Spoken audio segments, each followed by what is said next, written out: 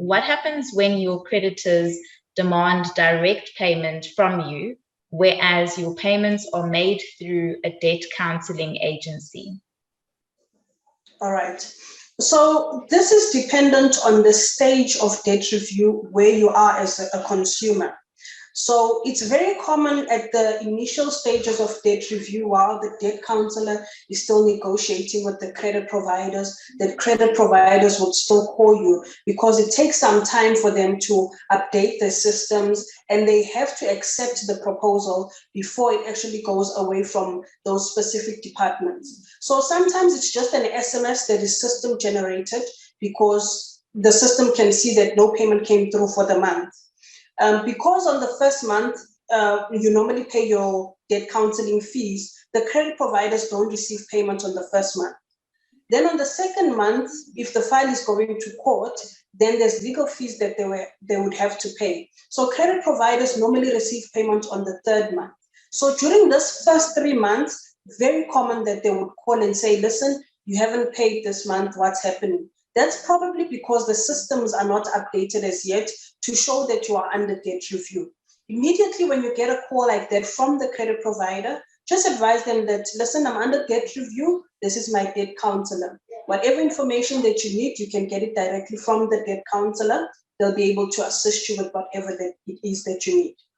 But then there's times when credit providers are calling you, you are under debt review, but it's much later on the stages of debt review. If it's during that time, it is concerning. The consumer would have to speak to the debt counselor to get to the bottom of it. Because sometimes you will find that either the consumer has missed a payment and the credit provider did not receive payment for that month.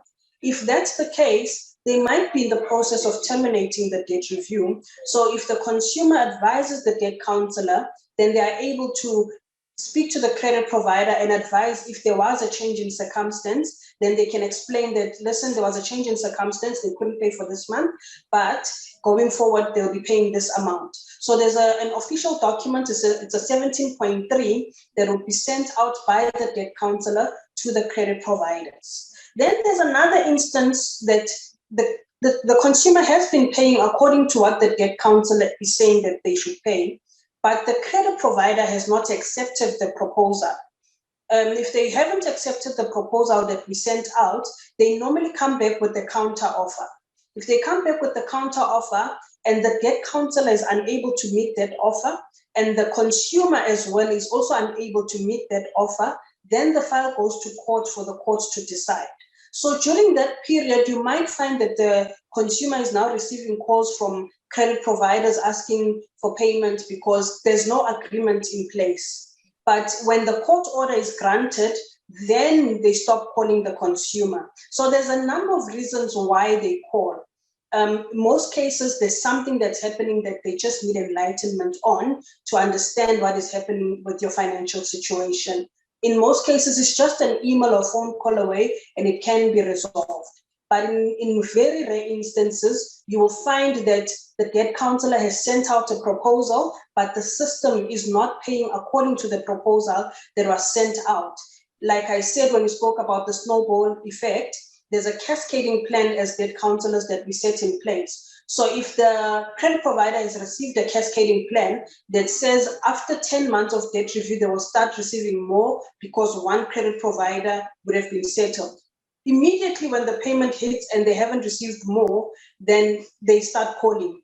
And it's a simple thing of just going back onto the system and adjusting the payment just to make sure that the payments cascade according to the plan. But in those cases, we are able to resolve it with the credit providers because they understand that it's maybe a system glitch that has caused the problem.